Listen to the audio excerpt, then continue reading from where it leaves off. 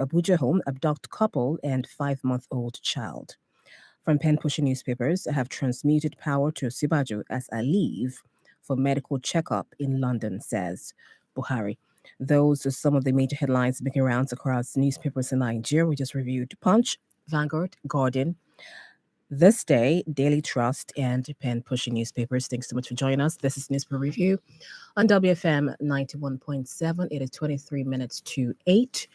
We would love for you to be part of the conversation as always. Please, if you want to have any comments, you have any views, opinions you want us to get from you, you want us to hear some of your opinions, some of your views, please go ahead and send a text or WhatsApp message to 070 317 56537 070 317 56537, because we always love to hear from you. Your opinion is very important to us.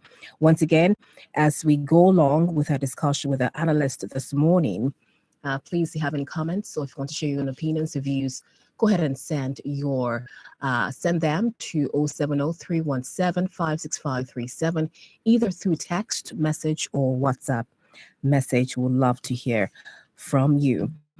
Okay, so let us go ahead and have a discussion with one of our analysts this morning. We're going to be having two analysts this morning. First up is Sage Nell, also known as Nkechi Immanuel. Good morning, Nkechi. How are you doing this morning? Hello, Nkechi, can you hear me? Hello, good morning, Sage Nell. How are you doing this morning? Very fine. Okay, good morning. I hope you can hear me. Yeah, it's better now. I can hear you now. Yes. Yeah, how are you? How was your weekend? Very fine. Thank you. Good morning, and to everybody in the studio and our listeners. Good morning. International Women's Day. Yes. International Women's Day coming up tomorrow. We're excited, right? We can't wait for tomorrow. We get to celebrate women all across the globe. Thank you once again for joining us this morning, Nkechi. Yes, we have a lot that is happening again in Nigeria. Let us first of all take a look at some of these headlines that we will be talking about this morning. First of all, let us talk about this one coming from Punch, and it's talking about the opposition of the criminalization of attempted suicide. So groups are opposing criminalization of attempted suicide. This is coming from Punch. Just some details here. An anti-suicide campaign initiative, Suicide is No Solution, and a non-governmental mental health organization, Acedo Foundation, have opposed the criminalization of attempted suicide in Nigeria. This is disclosed in a statement signed by the executive secretary of the Suicide is No Solution organization, Ngozi Andrew, on behalf of the two groups. The statement was made available to journalists in Lagos on Sunday.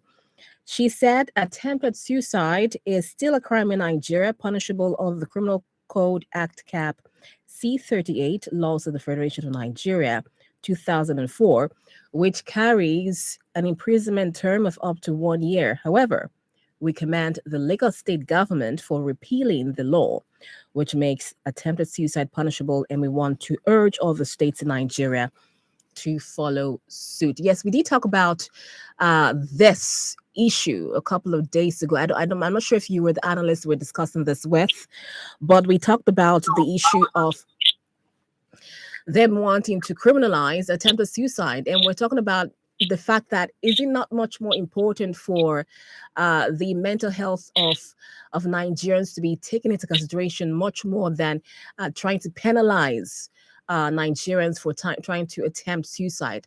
So would you agree with what this organization is saying here? They're saying that other states should follow suit. Lagos State is repealing the law. They are saying that other states should follow suit. Would you agree with that as well? And what are your thoughts on this?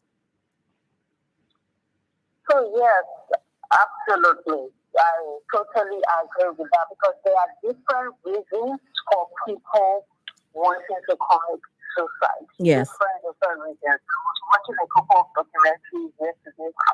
I mean, there's a lot of human problems. I thank God for privileges that people have, but there's still a lot of human problems. So what the government can do, which is what the organization is actually advocating for, is the fact that let us bring up the help available for mental awareness and even possibly even thinking the states, in different states now, for the children in Lagos and the Nigerian thing. So yes, the states should adopt it, and they can see how to partner with organizations or and with individuals, as I say, that they work in terms of people.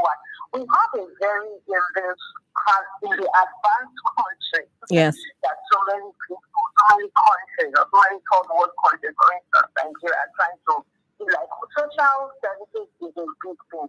I mean, it's a serious big thing. I don't mean something that is relegated to just one. In Nigeria, I'm not sure if social services outside this assembly hospital, but in other countries, it's a big thing. So that is something that can show social services, mental health, and everything that has to do with mental health and wellness. And it's something that we should start prioritizing in our content. So it means employing those that are working part-time, because whatever it is that going to work out with those who are qualified, and seeing how to match people with their local governments, and just basically creating, when you prioritize something, the ideas for it is going to come. This one that it wanted to be a case of, if anybody wanted to attempt suicide, you're going to, what was it, 6 months or something, or a community service, and it just did not really make a lot of sense. When I look at it, as ridiculous as it is, I see the intention of wanting to avoid it. But I need to ask the question, the person that was trying to raise that or pass that bill, and the person sat down with the person who is mentally ill. This is the problem we talk about. When you're saying we have people standing in for us who don't understand anything. They don't passing bills around. They don't understand the things that they are passing for. We can't continue like this in this country. You just have somebody sit down there who doesn't understand the intention of why, or the purpose of why it should be passed. The person is just passing. So we don't think like this. This is where it will end up. Yes. So as much as I say, okay, let us regulate this thing, it's not to now say, it's when I saw it, especially as a cousin of the mental health worker, I said it was funny. It was really funny. They are now those who do it for show or to try to pretend or to be fraudulent. In fact, in the past 2 years, more people have come up doing this whole society for fraudulent. That was a crime. That's fraud. That was to do with mental health. But please, let's not mix it up together, because all the people that are talking about or who wanted to put for this doing to do, if you go to a psychiatric hospital and sit down, for instance, and see that this is not a joke, or this is not a new term brought in by the first world country to just make people follow. People actually have it, yes, and we should take precautions to work things out. And I will close out by saying it's not like the economy is making things easier. So I'm just wondering what's going on. You think prices of food, especially for men, or a lot of men that are breadwinners in their families, there are just some people who just know what to do next, and that's their only escape. Not like it's an option, of course, but we know we talk about it here a lot. It's not an option. It shouldn't be the next point of call. Yes. Life can be hard and all that, but that's what some people see as the option when all is down. But there are definitely better options, and these are the things we should be advocating for, not the other sentence and all those drama. Yes, indeed. Yeah, suicide is a real issue in our society, and unfortunately, people are still committing suicide. Actually, a story just broke out today from Punch as well, talking about a young man that committed suicide in Delta State, and the residents suspect mental crisis as well. He said that he was complaining of an invisible hand slapping him, and he went ahead to commit suicide as a result of this. Very sad indeed. A young horticulturist, they called him, and he committed suicide. A very young, bright man who had so much ahead of him. Very sad indeed. Yes. Thank you very much, Sachnell, for your response on that.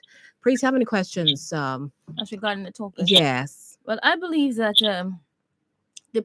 suicide is a product of depression. It comes, and it's known generally as like a mental illness. Yes. So what if someone is called attempted suicide? It's going to jail the solution to that problem? That's what I was wondering. That's when a good question. Yes. I heard the bill. Yes. What else can be the alternative? Should they like take them to another place Yes. apart from jail where they can get the assistance they need? This would also cost money for the government. Yes. So looking at our situation, what do you think can be like a solution to the problem? If a person attempts suicide, clearly the person is not okay. The person is troubled. Yes, troubled from inside yes. the heart. And we get people are troubled on a daily basis, definitely. One cannot not be troubled on average, especially in our dear country, Nigeria, because of the things that are unplanned for. New things keep springing on each day, and it's hard to adjust and to keep up. So likely at one point there will be some form of tiredness, there will be some form of despair.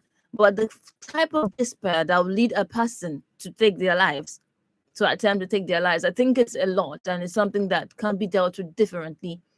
So, ma'am, I wanted to ask what you think can be done as an alternative to sending people to jail. Okay. I didn't get the last part. What can be done as an alternative to the jail term and to criminalizing the act?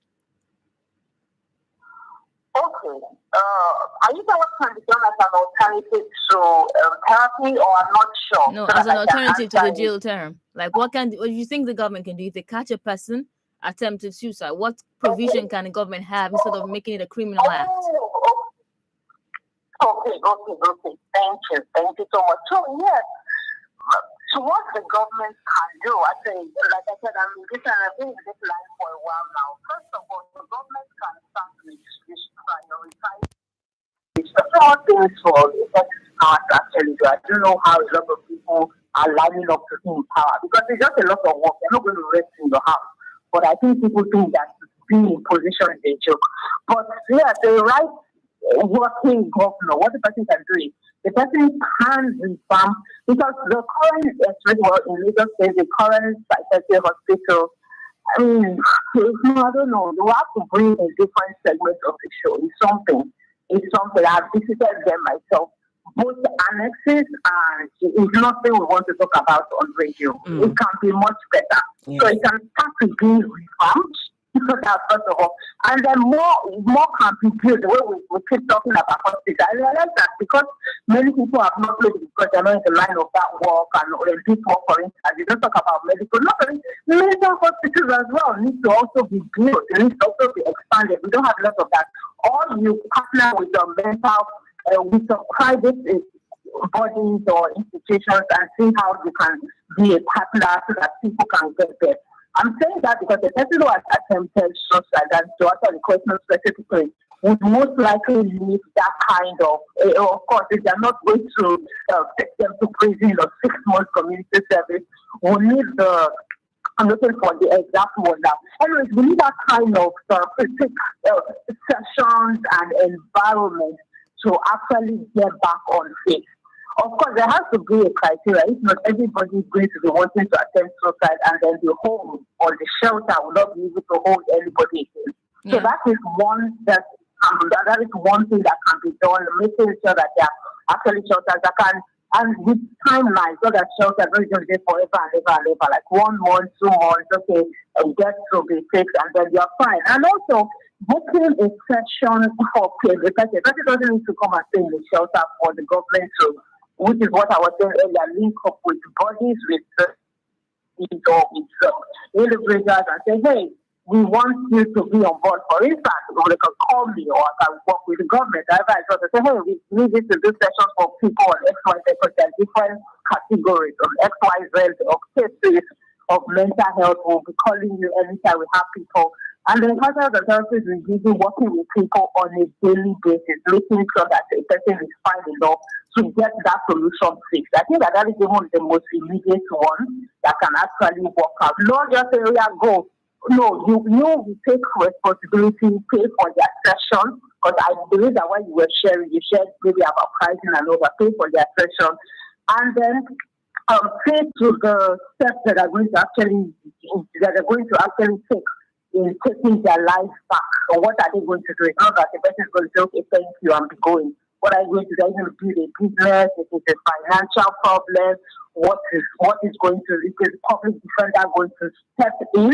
Because we have a lot of suicide drama, especially in older men and even women from all this, the insurance companies took my money, this one is not paying my money. So some of all those things are the things that actually follow up. And that's why I spoke about earlier about social worker. Social worker is tasked with cases like this, like seeing it to the end. And it is inevitable. It has to be something that Nigeria will take seriously, especially with this growing population, where social worker can be in charge of, say, 20 cases, for instance, in a local government or in local government, and you're following up on these people's health and on what their procedures are. Because while everybody cannot be in the shelter, we must make sure that they are not going back to commit suicide again. So these are practical things that I can think about now. These are practical things on our, conclude it on our own part. What we can do is, I would say be aware of our brothers and sisters. So speaking with, I was in a meeting with my counseling institution recently, and just last week. And the person was talking about how a man was talking. Somebody, he owed people money, and these people barged into his house to go and get his money, and the man was not making sense. But it should have, unfortunately, these people do not even notice. It's just like say, so you ask me this question, and after I say, oh, so the banana and the lime, we're not going to make watermelon. Like so, but people were not paying attention. Yeah. So that's the problem. So it's as simple as that. You should pay attention. We are saying something, I'm not going to say something. It's not a case to just look at it. This is my friend to avoid the debt. No. So that was an early stage of what is this schizophrenia for what we were able to diagnose. And then anyway, the person was able to be taken care of. But if the person could have died, if not because someone was much more attentive. So that's what we can do on our own part. And we know now the rest is what we talk about here on the YouTube review, how we can just make life better for ourselves and for our nation. Thank you very much, Nkechi, for your response on that yet again. All right, and our analyst for today is Sachnel Nkechi Emmanuel Layode. Sachnel, also known as Nkechi Emmanuel Layode, on this review in WFM 91.7. That is the program you're listening to right now. It is 6 minutes to 8. Yes, we'd love to get your comments. Send in your views, your opinions via text or WhatsApp to 070-317-565. 370-317-56537. Would love to hear from you. What are your thoughts on this issue we just finished discussing right now? Do you think attempted suicide should be criminalized in Nigeria? What are your thoughts? Please go ahead and send in your comments. We'd love to hear from you. Let's move on to other news stories making headlines this morning. Let's move on to another one now. Yes. Coming from The Guardian, it says civil servants begin warning strike in Niger State. Civil servants in Niger State have been directed to begin a 7-day warning strike from midnight on the 7th of March 2022. The directive was contained in a statement signed by the chairman of the Nigerian Labour Congress, Niger State Chapter, Yakubu Garba. After the State Executive Council meeting held at Labour House, Mina, the statement directed all affiliate unions of the NLC across the 25 local government councils of the state to proceed on the warning strike after the expiration of the 14-day ultimatum issued to the state government. According to the statement, workers in the state will begin a 7-day warning strike in solidarity with primary school teachers and local council workers over payment of salary on percentage for 6 months. The warning strike is to press home the demand of workers, such as payment of backlog of gratuity, refund of reductions from cooperatives, National Housing Fund unions, check-off dues, as well as third-party child deductions from workers' salary for contributory pension scheme. Well, however, it advised the government and relevant security agencies to take necessary measures to curtail activities of terrorists and bandits operating in different parts of the state. Nkechi, what do you have to say about this? The NLC Niger State chapter is complaining of not being paid worker salaries, like a percentage of worker salaries. That's for primary school teachers and local government council workers. Said their salaries have been paid in percentages for 6 months. Also, that there are several reductions for based on with excuses that they are for contributory pension schemes, they're for housing funds, and also the backlog of the gratuity for the retiring civil service holders. The situation, it's similarly, according to what the news says, it seems really, really tight, really, very, really tight. So, what is your suggestion concerning, like, what do you think the government should do about this? So we need to start with the state government, the state governor of the particular state. First of all, why I have to start with that is because in recent times, the president has said things like, paraphrasing, I'm not saying exactly like I said, I've said things about how, he's doing his best and what the different people he's working with and people that are supposed to actually be working their states out or their regions out. So we need to check that to see what is going on, especially saying actively. I'm wondering how this is going on under the state governor, for instance, and the state is just progressing. It is back again to what we're talking about, prioritizing and aligning priorities. This is not the first time we're seeing this on the newspaper headline or talking about this here, but this is a case here again of just thinking, you know what, I can do, I can use money for other things, well, whether as a nation, because it's a national thing and then it's state, whether as a nation and it's a state, and we'll just move on and these people will be good. So it's quite unfortunate. It's back to the foundation of not putting yourself in people's shoes. And this is one conversation that me particularly I want to start driving as we approach the very election conversations that everybody is interested in talking about. It's not. We need to stop this whole leadership thing of people just coming from nowhere saying they can do heaven and earth for us. Rather, we want people that have walked in these shoes and people that can put themselves in the shoes of everybody, because you not necessarily would have walked in everybody's shoes, but can you put yourself in the shoes of everybody? This is a situation where this is definitely it's definitely, for what we are reading, that's definitely not the case. You're not putting yourself in the situation of these people, because why would you, for what it says, strike is pricing home for demands of backlog of gratuity, and I'm wondering why. How much are even some of these things? The funds of deduction, the housing funds, when we look at it, it's wickedness. There's nothing else that I can use to justify.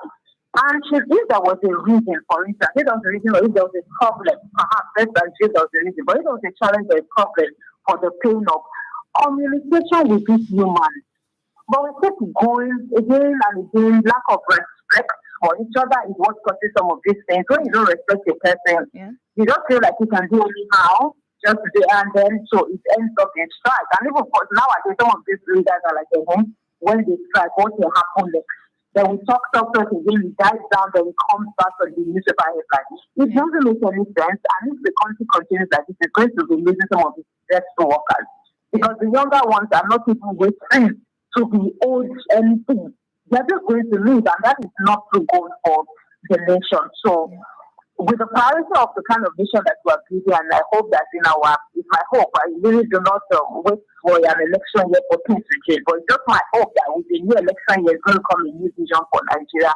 These things are things, this vision is what can be run by the country and by the state, and then we can see a progression in how people treat people, because I believe that when you upgrade the way you treat people, then different things are going to automatically move, even if it's not perfect. I'm not waiting for a Nigeria perfection. I'm just waiting for a Nigeria that treats people and can treat them right, and that I'm talking about each other, then of course our leaders. Okay, that's really nice. It's very, very, very good. I'm picking out this point, very salient point. We should learn to treat ourselves a lot better as Nigerians. But I have another question based on this headline. We know Niger State is rich in mineral resources. That's what we're getting to know. And we're also aware of the fact that it's quite rich in agriculture too. So Niger State has been hit with several insecurity challenges. And Nigeria as a federation rely on proceeds that come from our trade in crude oil. So I was not talking to